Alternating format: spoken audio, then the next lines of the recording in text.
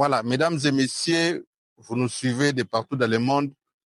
Bienvenue dans cette émission Congo mon pays. Congo mon pays, c'est une émission d'analyse sociopolitique. Congo mon pays, c'est aussi une émission d'éveil patriotique. C'est dans cette émission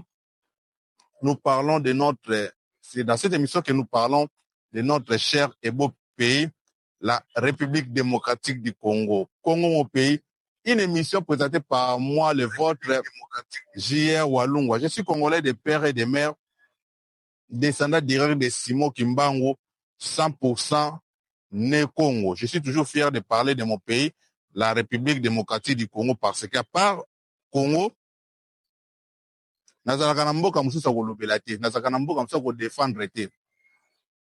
nous avons que la République démocratique du Congo et nous sommes obligés de parler de notre cher et beau pays, la République démocratique du Congo, et surtout de défendre notre cher et beau pays.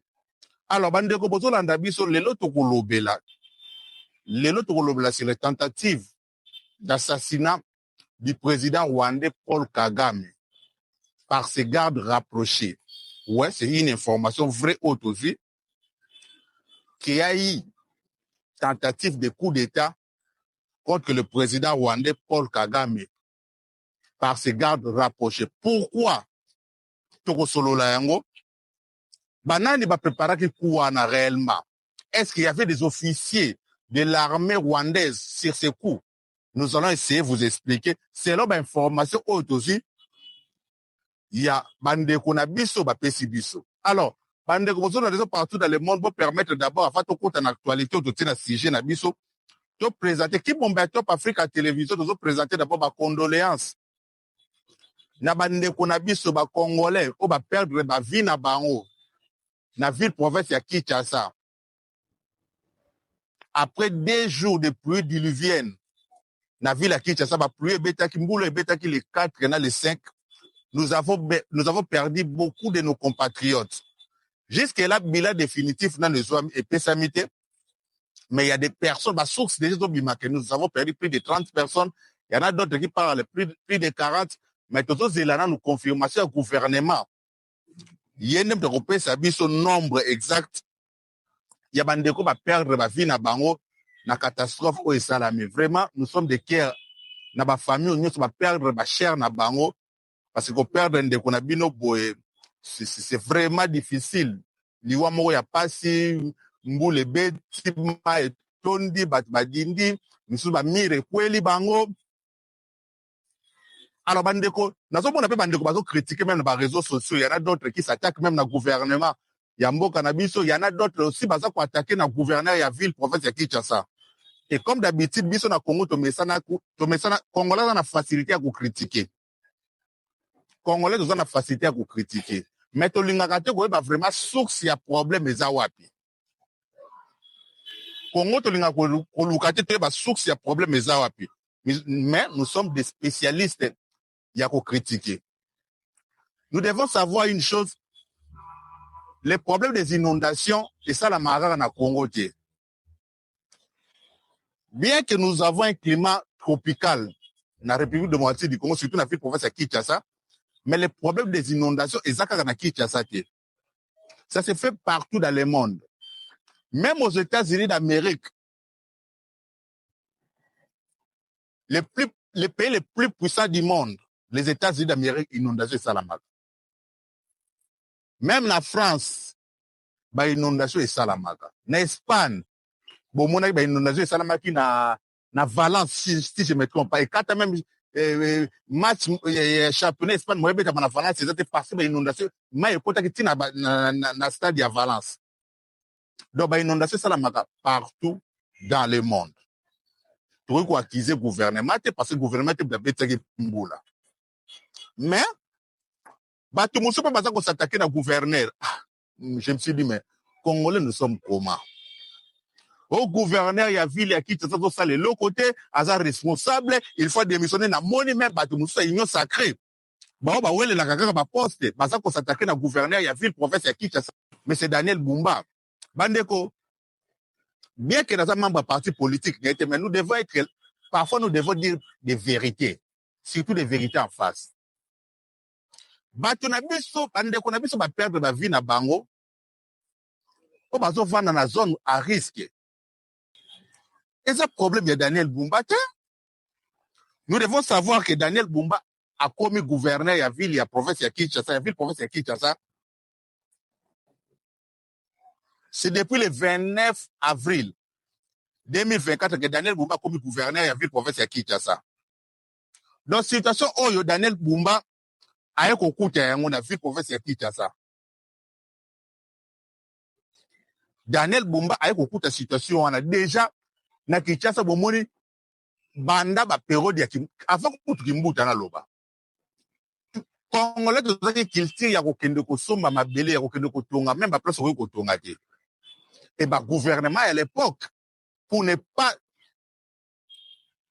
accuser gouvernement régime ya Kabila. Mais baza na part responsabilité na bango to ko bomba bango te. Gouvernement à l'époque va autoriser n'importe quel tonga n'importe comment.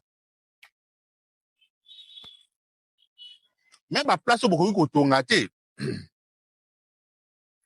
Na ba rivière ya bakalamu bokomona pembe na kalamu bazo tonga pembe na mai ya Nchili wana banda kotongama ba bokomona même ba immeuble ya 3 niveaux 4 niveaux zo tongama juste à quelques mètres na rivière ya mai ya Nchili eza na mai ya Nchili te même rivière ya Makelele lelo sozo le rivière mai ya Makelele omona au bord ya rivière Makelele bozoma niveau banda kotongami. Oh à l'époque banda ko zone wana nyoso ezalaki inhabité banda ko ezalaka te ba zone wana nyoso tu bandeko na ngai. Mais Congolais tellement to comme un problème sérieux ya logement na Congo. Wana pe photo lo bango wana sikuza par responsabilité à l'état. To comme un problème ya logement na Congo mutaza ko occuper le sous place na ko vanda parce que ko futela ndako na Kinshasa et comme un vrai casse-tête. Les maisons à Kinshasa coûtent trop cher. Ils ont permettre te bandeko ba économiser. So soki ndeko kuta na mwa portion de terre bazoteka na prix moko ya muke et que akutani na azana mwa munda mamoka ko préférer asoba place na mazomo na ba risque ba danger ezo devant été. Et ba gouvernement ya époque surtout ba gouverneur ya ville ya Kinshasa à l'époque ba permettre ki ba tonga ba place ba kokaki ko tonga ti. Ezala ba quartier mususu ebotami na ville ya Kinshasa ba place o senga ki te ba tonga. Mais bandeko bakenda batonga ba place wana. Conséquence lelo bazo kokufa. Alors est-ce que wana fait tout na responsabilité Daniel Bumba? Oh ya Daniel Bumba je vous rappelle azoko kisa une année na ville province ya Kinshasa le 29 avril oyo. Donc et la situation oyo y a hérité na ville province ya Kinshasa. Kinshasa compte plus de 17 millions d'habitants. Et pourtant, dans une ville construite pour 300 000 habitants. À l'époque, on belge à Tonga Kinshasa. Nous avons multiplié par combien? Nous nous sommes multipliés par combien la ville province à Kinshasa? Mais politique, ni les habitants, ou le gouvernement et les cas. Et ça, là, et l'autre côté. Même au peut aux alliés jusque-là, politique, ni les habitants au gouvernement, et ça, les nan pour l'instant, exacté. Tout le monde a besoin de choix. Bande kwa na bazalaki na choix te misusu bande malgré risque mais ba préférer ki ba vanda kuna place wana et malheureusement tragédie komi tia catastrophe salamaki bande ko bakufa et c'est pas la première fois que Kinshasa to perdre batu na bambula ndengwana. Et la question qu'on se pose, est-ce que le gouvernement faut démolir ba zone wana nyonso tout batu na so kota bango wapi? Ce sont des questions aussi on doit se poser. Le gouvernement faut démolir batouana nyoso batonga na ba zone à risque. Batouana nyoso bakota bango wapi? Bon, peut-être que na mona ki président de la République bateau bazala na ba problème érosion na Matadi Kibala. Batonga na bango cité Mobimba na niveau ya Njili Brasserie si je me trompe pas, batonga cité moko wana. Place ni ba loger ba ndeko na so déjà bakota bazawana. Mais lelo bazo ba quartier ebelé na ville ya Kinshasa ils ont mérité faut ba détruire rango. Surtout ba ndako za côté ya machine à bateau à Rwanda. Bandako mosusu ezali côté ya des bonhommes, il faut ba détruire yango. parce que tu vas continuer pour la soki tu tiens ça mbula 2 jours de ça libre imaginez ce que tu jours wana mbula 3 jours 4 je te période monsieur comme ça sala tu tiens ça mbula beti 3 jours et puis météo déjà ba pesi babi avril mobimba toza mbula na mbula bino moko mona climat na ngo lola Kinshasa donc avril mobimba ba mbula ekobanda kobeta tout moment alors bande ko na biso na l'état face à la nini pona bango.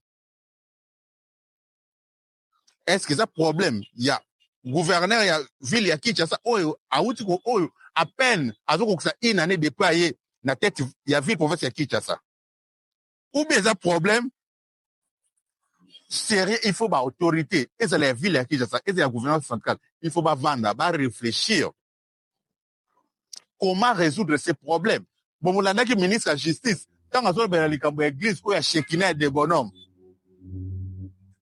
cette grande communauté qui compte plus de 100 000 fidèles. Mais batonga place singa ki batonga te. Tu peux imaginer ce que ko buka place wana. Ba retomber ko zala nini. Essaye un peu d'imaginer bande onanga. Ba retomber ko zala nini. Ce qui ko buka place wana. Donc problème de la ville province de Kinshasa c'est un problème sérieux. Gouvernement, il faut quelque part essayer de voir comment désengorger ville ya Kinshasa pour tunga même ba cité mususu na ba côté ya ba maluku des projets zaki ya j'ai oublié le nom. Il fallait ba tunga ba maisons sociaux na niveau ya maluku kuna ba projet ya ndengwana et ça la to bozo tunga banda kwa ndengwana bazo kende kokota kuna et puis bazo démolir ba zone wana risque nyoso auto continuer ko la bande ko na biso te. Parce qu'à peine il y a 2 ou 3 ans, plus de 130 personnes qui n'ont pas pluie diluvienne, toujours dans la ville de Kinshasa. Est-ce que biso ba Congolais te tirer qui les sont? Il y a un risque wana. Banana gouvernement na biso beaucoup de population. O to vanda na zone à risque. O yebi que place on azo vanda. Soki mbula ya makasi ebeti eza risque pour na ngana bana. Est-ce que te tirer qui les sont ya nyonso wana? C'est la question qu'on se pose. Mais to le lanon bandeko ba kufi na sepeli na président Félix Tshisekedi na gouvernement Mobimba et si na hôtel de ville à Kinshasa ndenge ba vie quand même pour secourir bandeko wana o bazaki na ba problème o bazaki inondé ba loger bango na ba salle ya gymnase ya Tata Raphaël na moni ba équipé bango bien ba tie ba éponge avec l'appui aussi de la fondation Denis Nyakero. La fondation Denis Nyakero Tshisekedi a pesi ba sombi ba éponge pour et permettre bandeko bala la quand même ba sombi bon ba vivre pour na kolia donc président Félix Tshisekedi pas kenda ki ko visiter bango une façon ko réconforter bandeko wana nyo surtout bazo passer lelo ba période moko très difficile pour na bango parce que ba perdre bene belé monsieur va perdre des personnes chères monsieur va perdre bien à bango donc il passe des moments très difficiles pour le moment. Alors bande comme ça on a vu partout dans le monde tout le la menace cette affaire du Rwanda. Kagame a des problèmes sérieux. Je vous dis Kagame a le problème sérieux. Et Kagame compte ses jours au pouvoir. Parce que ce qui vient de se passer dans Rwanda, et ça, juste ce ballon d'essai. Et ça, juste ce ballon d'essai. Bande on a vu aider pour partager cette vidéo. Bon, aimer. Surtout, j'aime la vidéo pour protéger la vidéo. Donc, comme maintenant, moi, j'aime la vidéo pour la bien. Tout ça, moi, c'est trop. Na ebite po mikolo to sali moi te belé to zaki na live te mais to aimer vidéo na biso to partager pour permettre bandeko balanda bon landa émission na biso bandeko Kagame passe des moments très difficiles na pouvoir et Kagame commence à sentir déjà sa fin na pouvoir fin à Kagame ko uta na République du Congo te et so uta kaka na bango moko ba Rwandais et même na à niveau ya armée babaye Kagame na niveau ya armée rwandaise bakomi kobaye Kagame. Ils ont vite compris que Kagame a mis bango place moko bakokaki te kokoma. Nde balobaka toujours dans l'histoire, hein? Na régime nyonso te ezalaka na début oye na apogée et puis na déclin. Régime nyonso te ezalaka ndenge wana na histoire. Eza na début ya régime oye na apogée nango ba période ya gloire na bango et puis na déclin. Et puis je vous rassure mes chers compatriotes, Kagame sikoyo aza na période ya déclin na ye. Il a des problèmes très sérieux. Parce que bateau ba meki ko assassiner, bateau ba linga complot ba sala ki po ba assassiner Kagame. Ce ne sont pas des militaires congolais. Ce ne sont pas des militaires burundais, mais ce sont des militaires rwandais, des gardes rapprochés ya Paul Kagame. Nde ba sali kuwana. Nde ba préparer ki kuwana. Ba frustration e bandi wapi. Na niveau armée rwandaise. D'abord, Kagame a le problème d'abord dans le niveau armée, les problèmes ya ba soutien bandeki kozwa. Financement extérieur ou bandeki kozwa na armée, n'est pas s'occuper na armée, n'est pas entretenir armée, n'est pas foutre ba militaire n'est très bien. Ba robinet wana nyonso te bandeki financer armée ba fermer yango. Tous ces robinets sont fermés. Allemagne donner plus de 50 millions chaque mois na gouvernement rwandais. L'Union européenne, ne parlons même pas, l'Angleterre. Donc, Kagame gagnait encore beaucoup, à part minéraux, à Ibaka na Est de la République du Congo, il gagnait encore beaucoup na don Libanda. Voilà pourquoi il avait fait ce discours devant ses compatriotes. Au sein de la Rwandais, va serrer, va sentir parce qu'ils vont passer des moments difficiles et très difficiles parce que les sanctions, et bandé déjà pour secouer bango.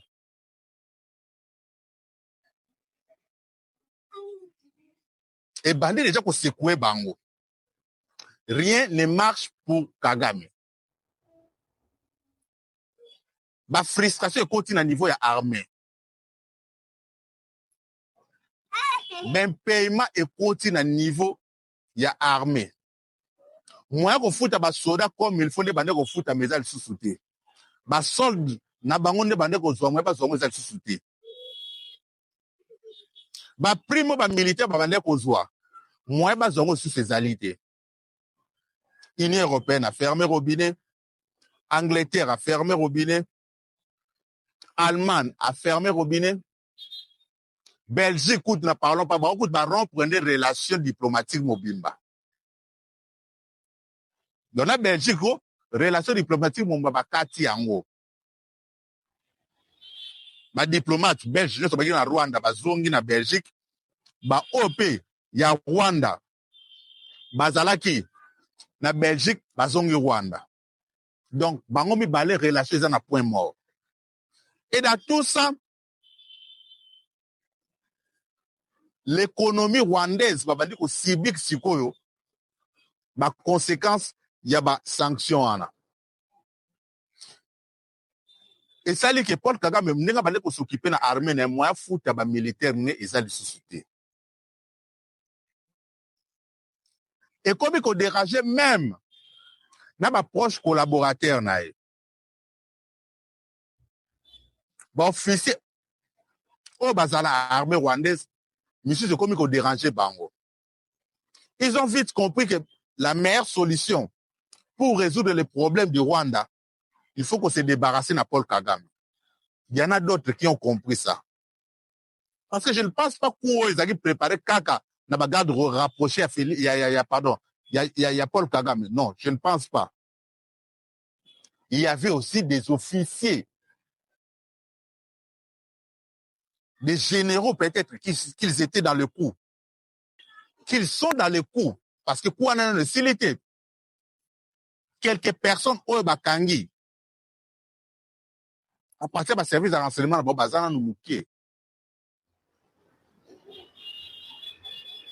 quelques personnes au bakangi à partir service à renseignement na bango bazana no mukie.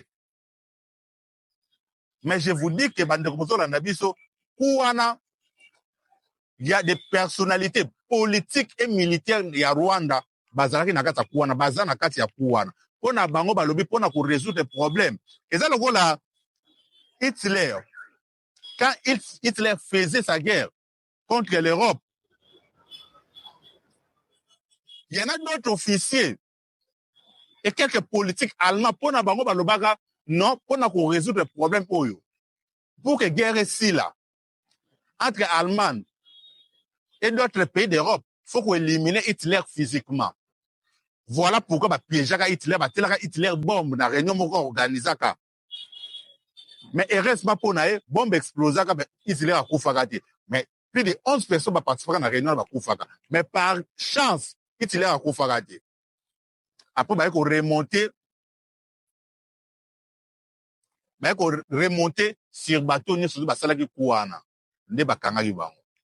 Et c'est le même problème qui se passe dans Rwanda. Il y en a d'autres politiciens rwandais, d'autres officiers rwandais qui ont compris que on a résoudre le problème parce que conséquence aux peuple rwandais de bazo Sibir yango.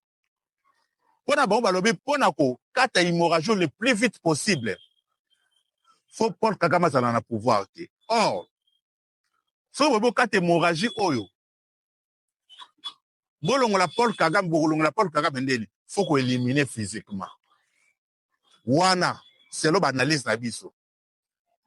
Voilà pourquoi Wana est préparé par quelques gardes rapprochés. Au bazar tout près à Paul Kagame va préparer qui Wana. Et juste na veille opération de moko da bango partie à communication. Ba service à renseignement donc on est bazaki à l'écoute il y a ba garde rapprochés de Paul Kagame de ba ko découvrir Wana. Bakangi au moins 45 gardes rapprochés à Paul Kagame. On va s'interpeller pour l'instant. Voilà les problèmes qui se passent dans Rwanda lelo. Kagame a comme une difficulté, sauf qu'on même pas qu'on fout à militaire nae. Même au bazar na gata RDC. Au bapesi ba on a M23 AFC. Bazar na possibilité qu'on fout à bango le susciter. Voilà lelo nanga avec ces autres ba mandia.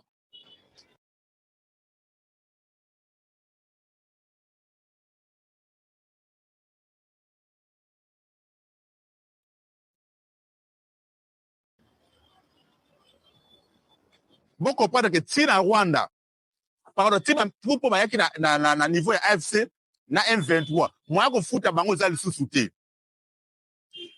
moi ba futa bango lisusu ezaki bon mon niveau nanga komi mandia ami ko tam pression même la SADC pour ba récupérer ba militaire na bango batikaki na aéroport à Goma batikaki na Goma il faut SADC a futa bango mbongo pour na ni ba source na bango nyso bande ko uta libanda tout bazo zongo soutien après ba sanction il y a Union européenne contre le régime de Paul Kagame.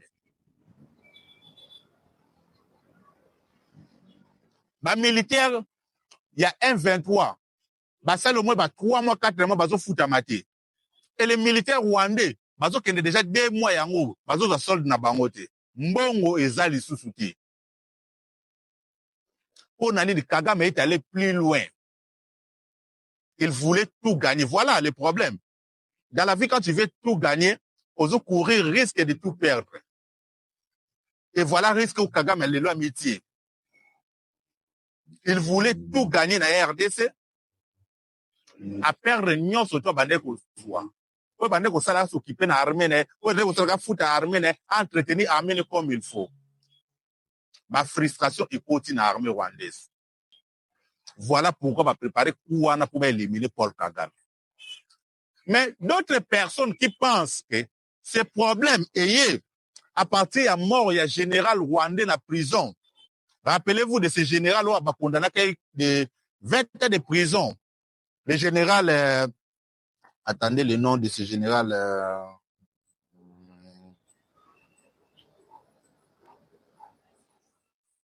Voilà, le général Frank Ruzagara. Général Frank Ruzaraga.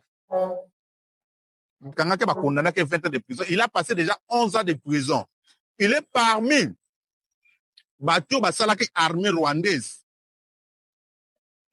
Bateau Bena va former armée rwandaise. D'ailleurs, c'est lui qui a formé Paul Kagame.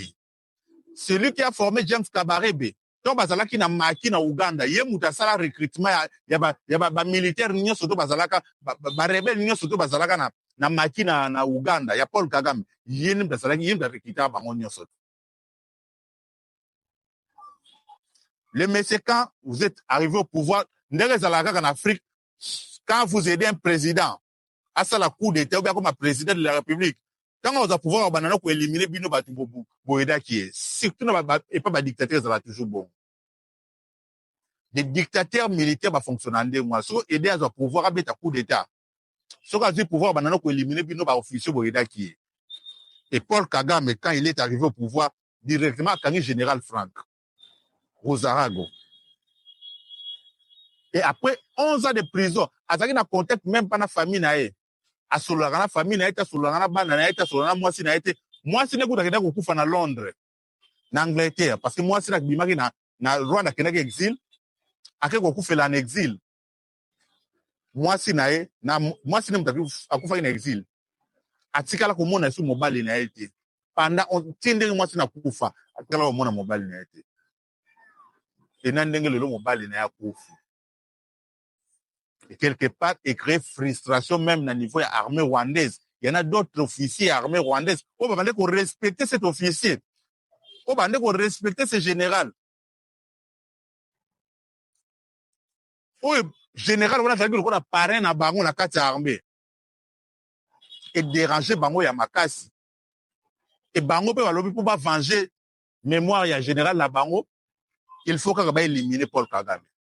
Voilà, maintenant, Paul Kagame a comme un problème sérieux. Koto, bata général Frank, ba comme contraqué, Koto yo. Ba militaire na ye mo so ko futa bango te directement créer problème pour na ye. Surtout pour sa sécurité. Surtout pour sa sécurité. Et au niveau communauté internationale, bozo mo na problème ya Paul Kagame. Même conférence ou à Salisaki sur l'intelligence artificielle. Ma pays mingi wa bengi saki ba bona bango koya. Ma président mingi. Ça me rappelle encore la chanson frère José Nzita. Quand on a sali fête et sali passé na mokolo ya fête yoyo batabengi si babona bango koelia. No wana siko batabengi si babona bango koya. Yango nde komeli Paul Kagame bande ko na ngai. Donc sur la scène internationale, Paul Kagame est isolé. Paul Kagame est isolé.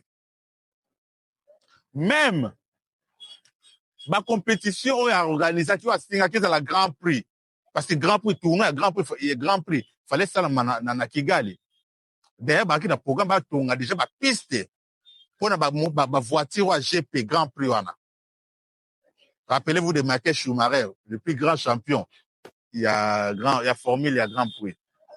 Mais, Fédération internationale, il y a ce qui parle de Grand Prix, il y a égalité.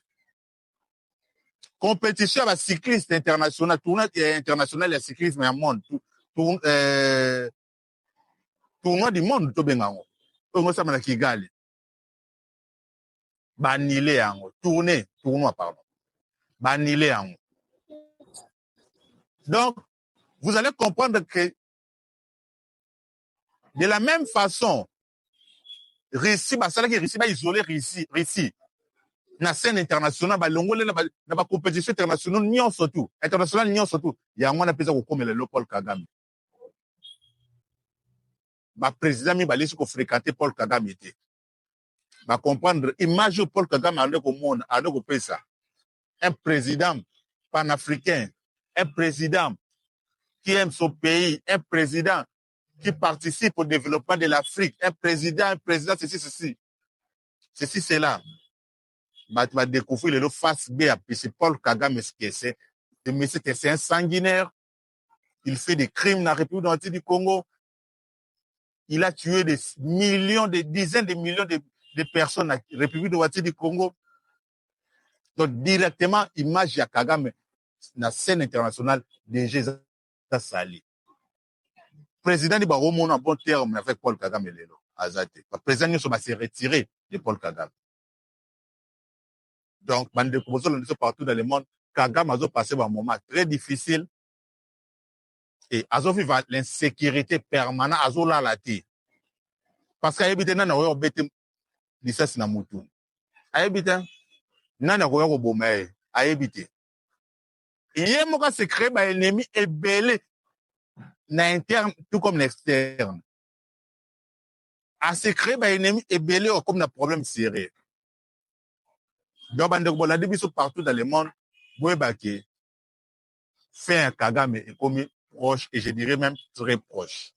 Merci la bande de Kobolandi Biso partout dans le monde. C'était moi, votre frère, J.R. Walungwa. Je suis congolais de père et de mère, descendant direct de Simon Kimbangu, 100% né Congo.